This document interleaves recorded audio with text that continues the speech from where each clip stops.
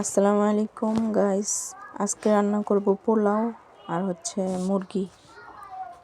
তো পোলাও আমি পেঁয়াজ ভেজে নিচ্ছি। আমি আমার মতো করে রান্না করি, জানি না কেমন হয় বা দেখতে কেমন লাগে।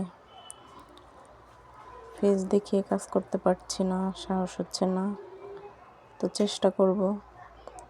পোলাওর চালটা ভেজে নিলাম, পানি দিয়ে নিলাম। এখন একটু নাড়াচাড়া করে সুন্দর করে কাঁচামরিচ দিয়ে তারপর ঢেকে দেব। এখন মোটামুটি হয়েছে একটু।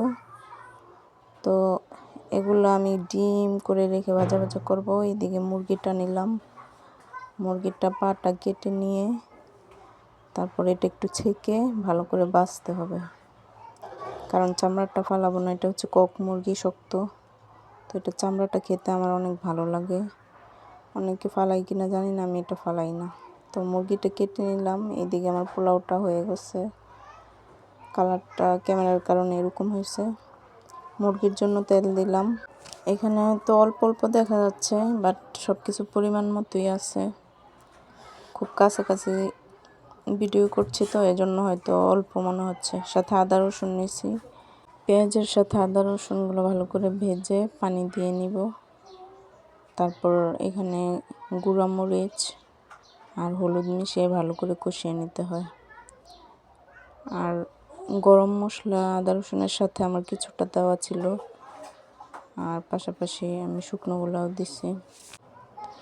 ভালো করে কষিয়ে তারপর মুরগির মাংসগুলা দিব।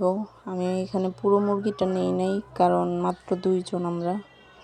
তো পুরো মুরগিটা নিলে পুরাটা খেতে পারবো না। আমি সবসময় অল্প অল্প রান্না করি, কারণ বাসি খাবারটা আমি খেতে পারি না। তো ঢেকে ভালো করে কষিয়ে নিব। তারপর আমার ক্যামেরাটা আমি বিউটি ক্যামেরা নিছি, তো এই কারণে কালারটা এরকম লাগতেছে। আমি দুইবার পানি দিয়ে কষিয়ে নিয়েছি, কারণ এটা কক মুরগি, শক্ত হয়। ভালো করে না কষালে খেতেও মজা হয় না। তো এটা 2-3বারের পর পানি দিয়ে ভালো করে বলক ওঠার পর এখন আলু দিয়ে নিব। তো আলুটা দিয়ে আবার কিছুক্ষণ ঢেকে রাখবো। ঢাকার পর আলুটা সিদ্ধ হয়ে আসলে তারপর মিডিয়াম আছে এটাকে আমি করব। এখন রিয়েল ক্যামেরাতে দেখা যাচ্ছে, এখন কিন্তু কালারটা খুবই সুন্দর লাগছে।